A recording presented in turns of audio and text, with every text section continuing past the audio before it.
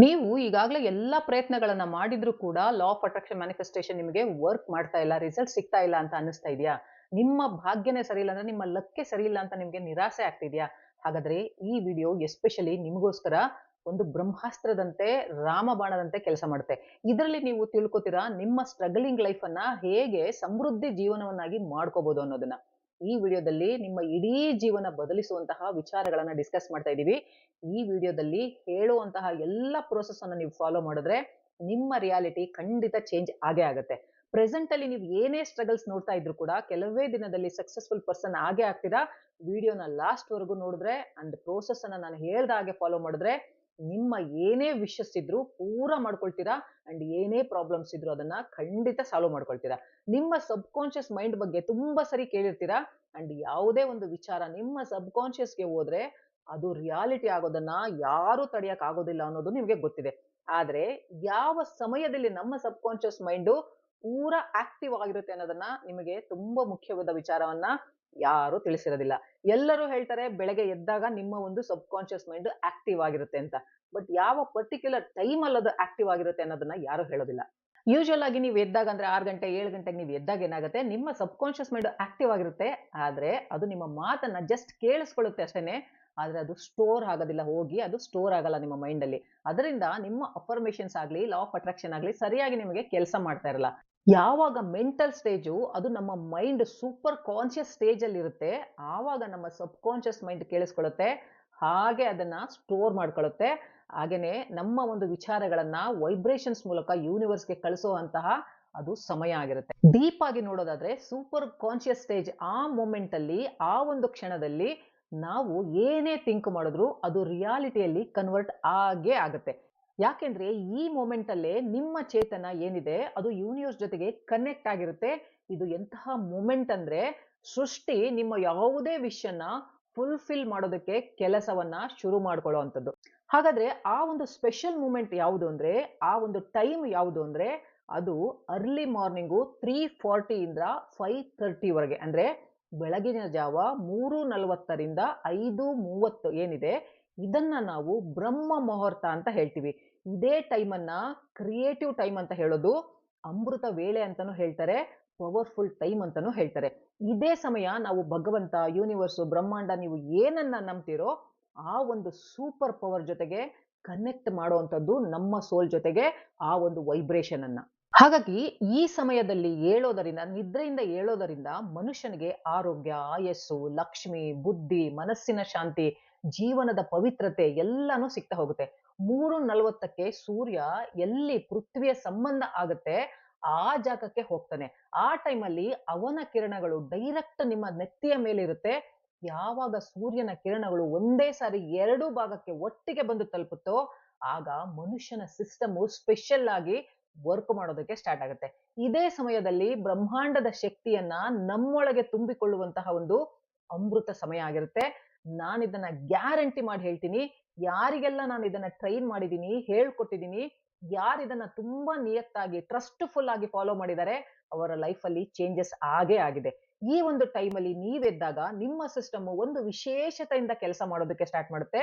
ಇದನ್ನ ಸರಿಯಾಗಿ ಫಾಲೋ ಮಾಡಿದ್ರೆ ಅನ್ಎಕ್ಸ್‌ಪೆಕ್ಟೆಡ್ ಆಗಿ ರಿಸಲ್ಟ್ ಸಿಗ್ತಾ ಹೋಗುತ್ತೆ. ಹಾಗೇನೆ ಧಾರ್ಮಿಕವಾಗಿ, ಆಧ್ಯಾತ್ಮಿಕವಾಗಿ ನೋಡೋದಾದ್ರೆ ಬ್ರಹ್ಮ ಮುಹೂರ್ತ ಅಥವಾ ಅಮೃತ ಸಮಯ, ಅಮೃತ ವೇಳೆ ಅಂತ ನಾವೇನ್ ಹೇಳ್ತೀವಿ, ಇಡೀ ಸೃಷ್ಟಿ ತನಗೆ ತಾನು ಒಂದು ಹೊಸ ಜೀವನವನ್ನ ಕೊಟ್ಟುಕೊಳ್ಳುವಂತಹ ಸಮಯ ಅದು.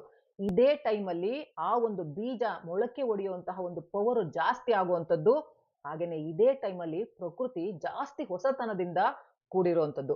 ಒಂದು ಸಸಿ ಬೇರೆ ಟೈಮಿಗಿಂತ ಈ ಸಮಯದಲ್ಲಿ ಜೋರಾಗಿ ಫಾಸ್ಟ್ ಆಗಿ ಬೆಳೆಯೋದಕ್ಕೆ ಶುರು ಆಗುತ್ತೆ. ಜ್ಯೋತಿಷ್ಯದ ಪ್ರಕಾರ ದಿನದಲ್ಲಿ 30 ಮುಹೂರ್ತಗಳಿದೆ. ಆದ್ರೆ ಎಲ್ಲಕ್ಕಿಂತ ಶಕ್ತಿಶಾಲಿ ಮುಹೂರ್ತ ಅಂದ್ರೆ ಅದು ಬ್ರಹ್ಮ ಮುಹೂರ್ತ. ಬ್ರಹ್ಮ ಮುಹೂರ್ತ ಆಧ್ಯಾತ್ಮಿಕವಾಗಿ, ಶಾರೀರಿಕವಾಗಿ ಎಲ್ಲಾ ಕಡೆಯಿಂದನೂ ಒಂದು ಹೊಸ ಎನರ್ಜಿಯ ಸಂಚಾರ ಮಾಡಿಸುವಂಥದ್ದು. ಈ ಸಮಯದಲ್ಲಿ ದೇವತೆಗಳು ಭೂಮಿಗೆ ಬರ್ತಾರೆ ಅಂತಾನೂ ನಂಬಲಾಗುತ್ತೆ. ರಾಮಾಯಣದ ಪ್ರಕಾರ ಮಾತಾ ಸೀತೆಯನ್ನ ನಮ್ಮ ಆಂಜನೇಯ ಭೇಟಿಯಾಗಿದ್ದು ಅಶೋಕವನದಲ್ಲಿ ಇದೇ ಸಮಯದಲ್ಲಿ, ಇದೇ ಬ್ರಹ್ಮ ಮುಹೂರ್ತದಲ್ಲಿ ಅಂತಾನೂ ಹೇಳಲಾಗುತ್ತೆ.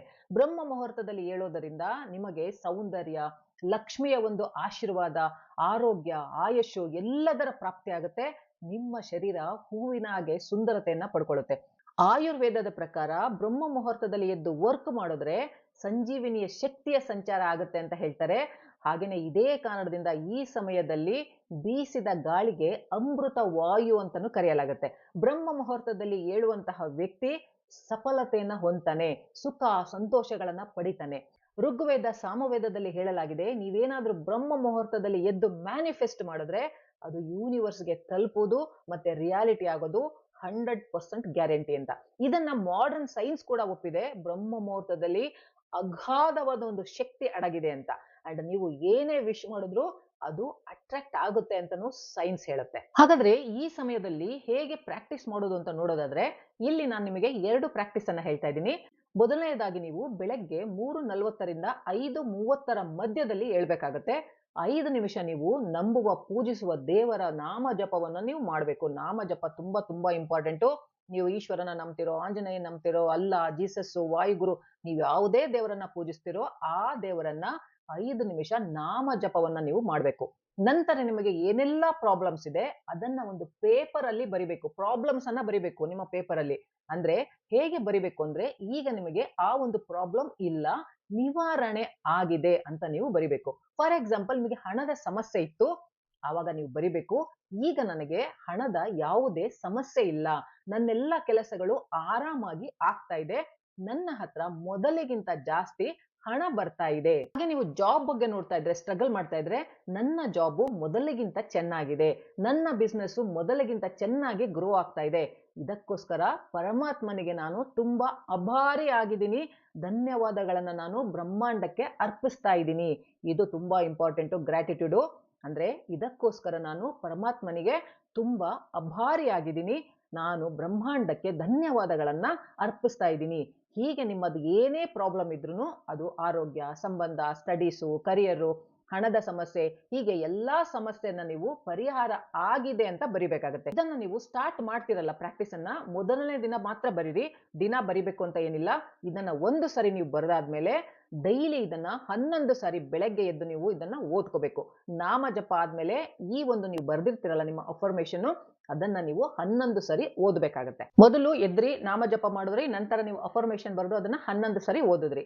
ಆಮೇಲೆ ಏನ್ ಮಾಡ್ಬೇಕು ಅಂದ್ರೆ, ಧ್ಯಾನ ಮುದ್ರದಲ್ಲಿ, ಇದನ್ನ ಧ್ಯಾನ ಮುದ್ರ ಅಂತ ಹೇಳ್ತೀವಲ್ಲ, ಈ ಧ್ಯಾನ ಮುದ್ರ ಹಾಕೊಂಡು ನೀವು ಚೇರ್ ಮೇಲೆ ಕುತ್ಕೊಳ್ತಿರೋ, ನೆಲದ ಮೇಲೆ ಕುತ್ಕೊಳ್ತಿರೋ, ಬೆಡ್ ಮೇಲೆ ಕುತ್ಕೊಳ್ತಿರೋ, ಕಂಫರ್ಟಬಲ್ ಆಗಿ ಕುತ್ಕೊಂಡು ಬ್ಯಾಕ್ ಬೋನ್ ಮಾತ್ರ ಸ್ಟ್ರೈಟ್ ಆಗಿ ಇಟ್ಕೋಬೇಕು.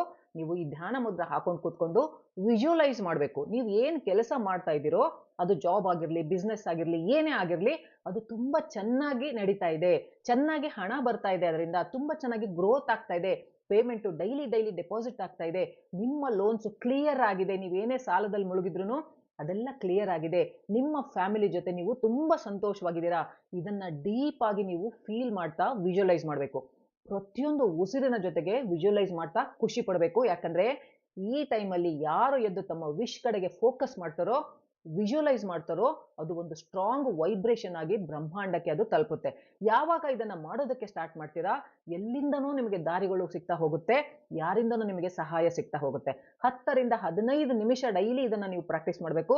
ಅದಕ್ಕೆ ಜಾಸ್ತಿ ಟೈಮ್ ಹಾಕಬೇಕು ಅಂತ ಏನಿಲ್ಲ. ಈಗ 2ನೇ ಟೆಕ್ನಿಕ್ ಯಾವುದು ಅಂದ್ರೆ, ಇದನ್ನ ಮಾಡೋದಕ್ಕೆ ನೀವು ಅಗೇನ್ 3:40 ಇಂದ 5:30 ಒಳಗಡೆ ನೀವು ಎದ್ದೇಳಬೇಕಾಗತ್ತೆ. 5 ನಿಮಿಷ ನಾಮ ಜಪವನ್ನ ಮಾಡಲೇಬೇಕು, ಇದು ಮಸ್ಟ್. ನಾಮ ಜಪ ಆದ್ಮೇಲೆ ನಂತರ ನಿಮ್ಮ ವಿಶ್ ಏನಿದೆ ಅಂದ್ರೆ, ನಿಮ್ಮ ಅಫರ್ಮೇಶನ್ ಏನಿದೆ, ನೀವು ದುಡ್ಡಿಗೆ ಹೇಳ್ತಾ ಇದ್ದೀರೋ, ಅಥವಾ ಜಾಬ್ ಸಿಗ್ಲಿ ಅಂತಿದ್ದೀರೋ, ರಿಲೇಶನ್ಶಿಪ್ ಸಿಗ್ಲಿ ಅಂತಿದ್ದೀರೋ, ನಿಮ್ಮ ಆರೋಗ್ಯ ಚೆನ್ನಾಗಿರ್ಲಿ ಅಂತ ಹೇಳ್ತಿರೋ, ನಿಮ್ಮ ಏನ್ ಅಫರ್ಮೇಶನ್ ಇದೆ, ಏನ್ ಮ್ಯಾನಿಫೆಸ್ಟ್ ಮಾಡ್ಬೇಕು ಅಂತಿದ್ದೀರಾ, ಅದನ್ನ ಅಫರ್ಮೇಶನ್ ರೂಪದಲ್ಲಿ 11 ಸರಿ ನೀವು ಹೇಳ್ಕೋಬೇಕಾಗತ್ತೆ. ಏನೇ ಇಚ್ಛೆ ಇರ್ಲಿ ಅದನ್ನ ನೀವು 11 ಸರಿ ಹೇಳ್ಕೋಬೇಕು. ಮೊದಲನೇ ಟೆಕ್ನಿಕ್ ಅಲ್ಲಿ ಬರೆದು ಬಿಟ್ಟು ಅದನ್ನ ವಿಜುವಲೈಸ್ ಮಾಡಬೇಕು. 2ನೇದಲ್ಲಿ ಈ ಟೆಕ್ನಿಕ್ ಅಲ್ಲಿ ನೀವು ಬಾಯಲ್ಲಿ ಹೇಳ್ಕೋಬೇಕಾಗತ್ತೆ. ಮನ್ಸಲ್ಲಿ ಹೇಳ್ಕೊಂಡ್ರು ಪರವಾಗಿಲ್ಲ, ಅಥವಾ ಬಾಯಲ್ಲಿ ಹೇಳ್ಕೊಂಡ್ರು ಪರವಾಗಿಲ್ಲ, 11 ಸರಿ ಇದನ್ನ ನೀವು ಹೇಳ್ಕೋಬೇಕು. ನಂತರ ಬ್ರಹ್ಮಾಂಡಕ್ಕೆ, ಭಗವಂತನಿಗೆ ನಿಮ್ಮ ಒಂದು ಗ್ರಾಟಿಟ್ಯೂಡ್ ಅನ್ನ, ಧನ್ಯವಾದಗಳನ್ನ ನೀವು ಅರ್ಪಿಸಬೇಕು. ನಿಮ್ಮ ಏನೇ ಇಚ್ಛೆ ಇದ್ರೂ ಕೂಡ ಅದನ್ನ 11 ಸರಿ ನೀವು ಹೇಳ್ಕೊಳ್ಳಿ. ಇದನ್ನ ಸ್ನಾನ ಮಾಡೇ ಮಾಡ್ಬೇಕಾ? ಇಲ್ಲ, ಅದೇನು ರೂಲ್ಸ್ ಇಲ್ಲ. ಯಾಕಂದ್ರೆ ಮನಸ್ಸು ಕ್ಲೀನ್ ಆಗಿದ್ರೆ ಸಾಕು, ಬ್ರಹ್ಮಾಂಡದ ಮೇಲೆ ನಂಬಿಕೆ ಇದ್ರೆ ಸಾಕು. ಇಂಪಾರ್ಟೆಂಟ್ ವಿಚಾರನ ಹೇಳ್ತೀನಿ. ಈ ಪ್ರಾಕ್ಟೀಸ್ ಅನ್ನ ಮಾಡಿದ್ಮೇಲೆ ಯಾವುದೇ ಕಾರಣಕ್ಕೂ ನಿಮ್ಮ ಮನಸ್ಸಲ್ಲಾಗ್ಲಿ, ಮೈಂಡಲ್ಲಾಗ್ಲಿ ನೆಗೆಟಿವ್ ವಿಚಾರ ಬರ್ದಲೇ ಇರೋ ತರ ನೀವು ನೋಡ್ಕೋಬೇಕು. ಯಾವುದೇ ನೆಗೆಟಿವ್ ವಿಚಾರ ನಿಮ್ಮ ಮನಸ್ಸಲ್ಲಿ, ನಿಮ್ಮ ಮೈಂಡಲ್ಲಿ ಬರಲೇಬಾರ್ದು. ಡೌಟ್ ಅಂತೂ ಇಟ್ಕೊಳ್ಳೇಬಾರ್ದು. ಯಾಕೆಂದ್ರೆ ಡೌಟ್ ಎನರ್ಜಿನ ಕಳಿಸ್ಬಿಟ್ರೆ ನೀವ್ ಏನೇ ಮ್ಯಾನಿಫೆಸ್ಟ್ ಮಾಡಿದ್ರು ನಿಮಗೆ ರಿಸಲ್ಟ್ ಸಿಗಲ್ಲ. ಹಾಗಾಗಿ ಡೌಟು ಅಥವಾ ಬೇರೆ ಇನ್ಯಾವುದೋ ನೆಗೆಟಿವ್ ಒಂದು ಎನರ್ಜಿನ ನೀವು ಬ್ರಹ್ಮಾಂಡಕ್ಕೆ ಕಳ್ಸಕ್ ಹೋಗ್ಬೇಡಿ. ಸ್ಟಾರ್ಟಿಂಗ್ ಅಲ್ಲಿ ಸ್ವಲ್ಪ ತೊಂದರೆ ಆಗುತ್ತೆ. ಯಾಕಂದ್ರೆ ಆ ಸಮಯದಲ್ಲಿ ಎದ್ದ ಅಭ್ಯಾಸ ಇರಲ್ಲ ಅಲ್ವಾ? ನೀವು ಸ್ವಲ್ಪ ಒಂದ್ 2 ದಿನ ಆದ್ಮೇಲೆ ನಿಮ್ಗೆ ಅಭ್ಯಾಸ ಆಗತ್ತೆ.